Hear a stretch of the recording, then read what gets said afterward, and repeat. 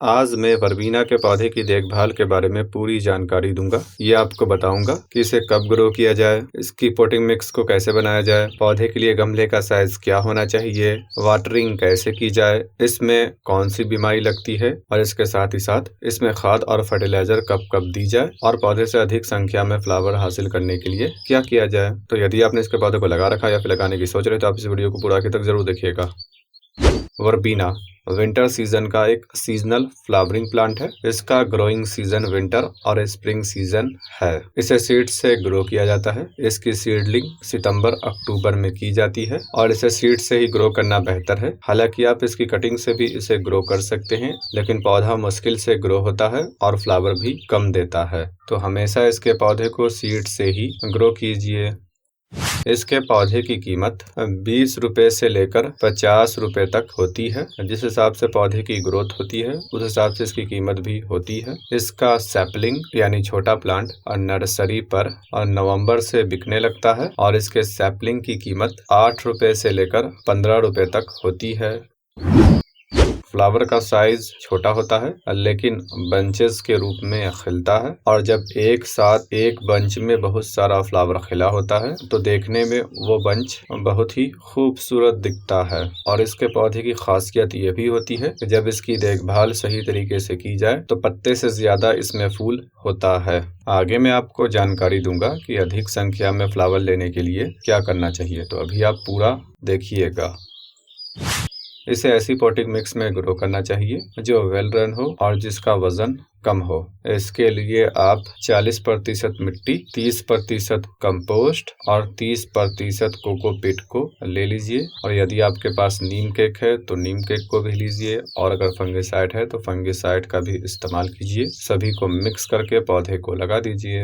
और यदि आपके पास कोकोपीट नहीं है तो आपको 60% मिट्टी लेना है और उसमें 40% कंपोस्ट को मिलाकर लगा देना है। बाकी नीम केक और फंगिसाइड है तो आप इस्तेमाल जरूर कीजिए। ये पौधा हैंगिंग बास्केट में खूबसूरत दिखता है। हैंगिंग बास्केट में ग्रो करने के लिए सॉइललेस पोटिंग मिक्स की जरूरत पड़ेगी। बास्केट में पौधे को ग्रो करने के लिए मिट्टी का इस्तेमाल नहीं किया जाता है, नहीं तो वजन ज्यादा होने से बास्केट टूटकर गिर जाती है। और क्योंकि बास्केट ऊंचाई पर होती है तो यदि हम मिट्टी का इस्तेमाल करते हैं तो पानी देने में भी प्रॉब्लम होगी और बार बार पानी देना पड़ेगा। तो इसके लिए कोकोपीट युक्त पोटिंग मिक्स का इस्तेमाल करना चाहिए। 5 पार्ट आपको कोकोपीट लेना है, 2 पार्ट परलाइट, यदि परलाइट नहीं है तो राइस हस्क को भी ले सकते हैं। 1 पार्ट वर्मीकोलाइट, यदि आपके पास वर्मीकोलाइट नहीं है तो लीफ कंपोस्ट को भी ले सकते हैं। 2 पार्ट कंपोस्ट, किसी भी टाइप के फुल डिकम्पोज कंपोस्ट को ले सकते हैं। इस बात का ख्याल रखिएगा, परलाइट और वर्मीकोलाइट और दोनों में से किसी एक को जरूर लेना है, जिससे पोटिंग मिक्स का वजन कम रहेगा और वाटरिंग का खतरा भी कम रहेगा। इसके एक पौधे को प्रॉपर ग्रोथ होने के लिए 8 इंच के गमले की जरूरत पड़ती है। तो यदि आप इसे शुरू के सीजन में ग्रो कर रहे हैं तो आपको एक पौधे को 8 इंच के गमले में ही लगाना चाहिए। और यदि आप लेट हो चुके हैं यानी दिसंबर या फिर जनवरी का महीना चल रहा है और उस टाइम आप इसके छोटे पौधे को नर्सरी से खरीद कर लाए हैं या फिर आपने सीडलिंग की है तो 8 इंच के गमले में 2 पौधों को लगाइए। इसके पौधे की ऊंचाई ज्यादा नहीं होती है, तो यदि आपके पास गार्डन है तो जमीन में भी इसके पौधे को जरूर लगाइए। जब इसमें फ्लावर खिलेगा तो जमीन के ऊपर फ्लावर का बेड आपको देखने को मिलेगा। और ये एक बेहतर हैंगिंग बास्केट प्लांट भी है। तो यदि आप इसे हैंगिंग बास्केट में लगाना चाहते हैं तो 9 इंच के बास्केट में 2 पौधों को आप लगा लीजिए। यदि दोनों का कलर एक दूसरे से अलग है तो बेहतर है। जब फ्लावर खिलेगा तो देखने में और ज्यादा खूबसूरत दिखेगा। इसके पौधे में पानी देने में इस बात का ख्याल रखिए, मिट्टी में बिल्कुल हल्की हल्की सी नमी रखिए, जिससे पौधे की ग्रोथ सही तरीके से होती रहेगी और फ्लावर भी तरोताज़ा बना रहेगा। पानी की बहुत ज़्यादा कमी होने से इसका पत्ता सूख जाता है और वापस रिकवर भी नहीं करेगा। और नॉर्मल आप पौधे में जिस तरीके से पानी देते हैं आपको उसी तरीके से इसमें भी देना है। पानी तभी देना है जब 1 इंच की मिट्टी सूख जाए। ये प्लांट सन लविंग प्लांट है, तो इसे ऐसी जगह पर रखना है जहाँ पर सबसे ज्यादा धूप आ रही हो। यदि इसके पौधे को धूप कम मिलती है तो फ्लावर बड भी कम लगेगी, पौधे की ग्रोथ होगी, ब्रांचेस लंबी लंबी होगी, लेकिन उसमें फ्लावर बड कम लगेगी। तो अक्टूबर से लेकर मार्च महीने तक पूरे दिन की धूप में रखिए, पौधे में फ्लावर भरपूर खिलेगा। इसके पौधे में वैसे तो कुछ खास बीमारी नहीं लगती है, लेकिन कभी कभी इसमें एफिड लग जाता है। तो यदि आपके पौधे में एफिड लगना शुरू हुआ है तो उसे हाथ से मसल कर हटा दीजिए। अगर ज्यादा लग चुका है तो उपले यानी गोइठे की राख को पौधे पर छिड़क दीजिए, एफिड खत्म हो जाएगा। इसके अलावा आप नीम ऑयल का स्प्रे भी कर सकते हैं, और अगर प्रॉब्लम ज्यादा हो तो केमिकल इंसेक्टिसाइड का स्प्रे कर दीजिए।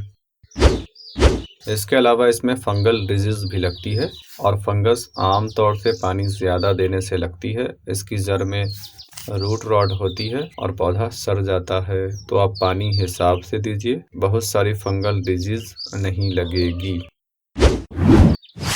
इसके पौधे से अधिक संख्या में फ्लावर लेने के लिए आपको सबसे पहला काम करना है कि इसके पौधे में नवंबर दिसंबर से फ्लावर बड आपको दिखने लगेगी।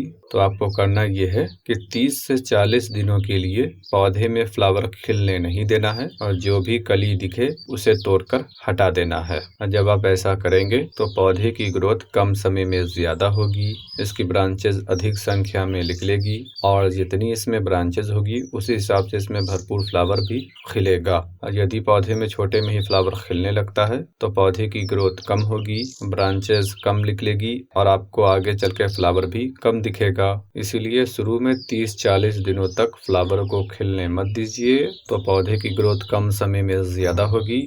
और इसके अलावा आपको नाइट्रोजन रिच खाद भी देना है। आप केमिकल फर्टिलाइजर भी दे सकते हैं। ऑर्गेनिक में आप किसी भी टाइप की फुल डिकम्पोज कंपोस्ट को दीजिए, या फिर मस्टर्ड केक का लिक्विड खाद दीजिए। इनमें नाइट्रोजन की मात्रा ज्यादा होती है, जिससे पौधे की ग्रोथ कम समय में और ज्यादा होगी। विंटर सीजन के सीजनल पौधे से अधिक संख्या में फ्लावर लेने के लिए क्या किया जाए, इसके बारे में मैं डिटेल वीडियो बनाकर दे चुका हूँ, उसका लिंक मैं डिस्क्रिप्शन में दे देता हूँ, आप उसे भी देख लेना। जब इसका फ्लावर खिलकर सूख जाता है तो इसमें सीड पोट बनती है, यानी कि बीज बनती है, और इसमें सीड पोट फरवरी मार्च तक ही बनता है। जब मौसम ज्यादा गर्म होने लगता है तो सीड पोट नहीं बनती है और अंदर बीज भी नहीं बन पाती है। और यदि आपने इसके पौधे को हाइब्रिड की F1 वैरायटी से ग्रो किया है तब आप इसके सीड पोट को स्टोर करके नहीं रख सकते हैं। यदि बीज को जमा करके रखिएगा, अगले सीजन में ग्रो करने पर पौधा ग्रो हो जाएगा, फ्लावर भी देगा, लेकिन फ्लावर की वो क्वालिटी नहीं होगी जो क्वालिटी इसकी मदर प्लांट की है। यदि आपने F1 के अलावा किसी और वैरायटी से इसके पौधे को ग्रो किया है तब आप इसके सीड को स्टोर करके रख सकते हैं। और जब आप इसके सीड को स्टोर करना चाहते हैं तो एक पौधे में 3 से 4 सीड पोट को रखिए, बाकी सभी को काट कर हटाते रहिए। सूखे हुए फ्लावर को काट कर हटाएंगे तो नीचे से नई ब्रांचेस निकलेगी और उसमें फ्लावर बड लगेगी। इस तरीके से आपके पौधे में अधिक संख्या में फ्लावर खिलता रहेगा। और यदि आप हर एक सीड पोट को पौधे पर रहने देते हैं तो पौधे की ग्रोथ कम होगी और पौधे में कुछ ही फ्लावर खिलेगा और पौधा धीरे धीरे मर जाएगा।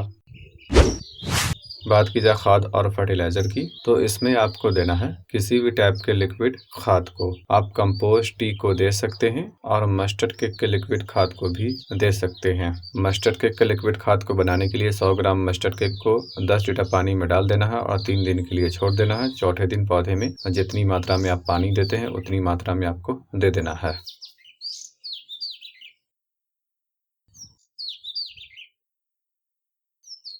इसके अलावा एक केमिकल फर्टिलाइजर भी देना चाहिए। इसके लिए आपको लेना है DAP। जब पौधा छोटा हो तो 2-3 दाना देना है और जैसे जैसे पौधे की ग्रोथ होते जाए वैसे वैसे आपको हर हफ्ते 2 से 3 दाने बढ़ाते चले जाना है।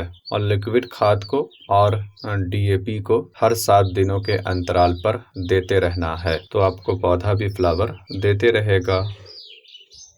इसके पौधे में फ्लावर मार्च महीने तक खिलता है। सबसे ज्यादा फ्लावर फरवरी मार्च में खिलता है।